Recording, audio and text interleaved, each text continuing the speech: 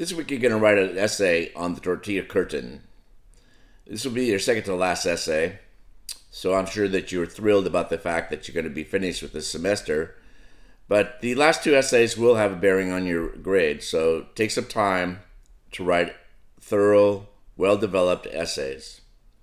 I wanted to go over the essentials of an essay, give you some sort of an outline about how to write the essay. Most of this is covered in English 1A, but I wanted to go over it just as a review. I'm going to give you an overview of the essay and then also give you some links that will give you some more information about like the introduction and the conclusion, etc. The 5-paragraph essay. Now, you don't necessarily have to write a 5-paragraph essay. You can write a 7-paragraph essay if you want. But I think this gives you the essence of what a good essay is all about. It has an introduction, at least 3 body paragraphs, and a conclusion.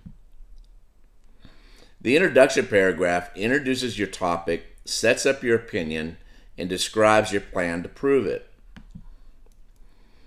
The body paragraph proves reason number 1 of your opinion using quotes and commentary.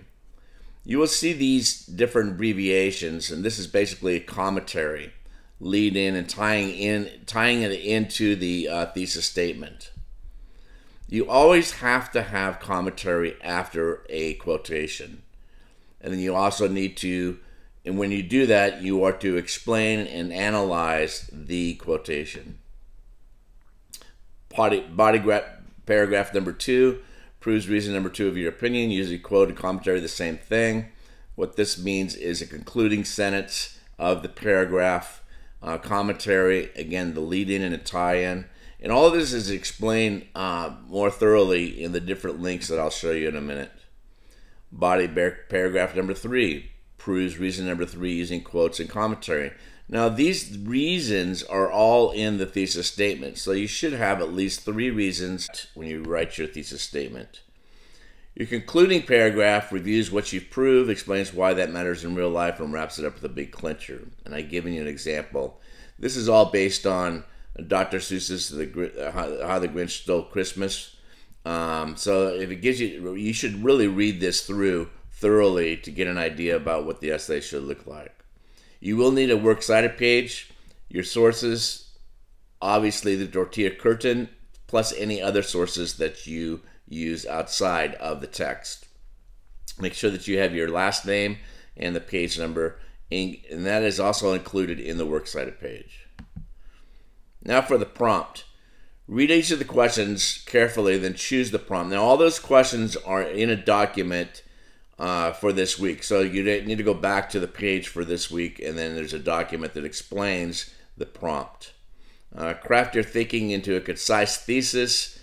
Make sure it's arguable. So that's the basis of this essay. Make sure it's 3 to 4 pages. You will need an introduction that clearly introduces the topic in a creative, specific way. Your thesis will be the last sentence of the first paragraph. It needs to answer the question you have chosen and address what the paper is about and answer the question, so what? Think about that when you're writing the paper. So what? Why are you writing this paper, basically? The body of your essay should prove your thesis. You will use a minimum of 5 quotations from the tortilla curtain, so make sure you do that. Each quotation should have a proper lead-in.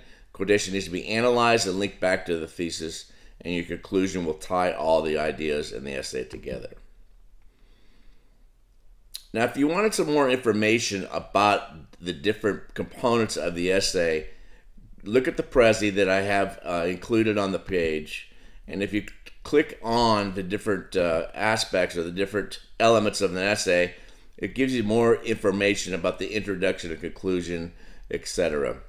So I'm not going to go through each one of these. It would be too long of a video. But if you go through, again, if you go through all of these different MLA format, gives you some more information about that. Here it is. Okay, so again, I really suggest strongly that you go through each one of these for this week's assignment.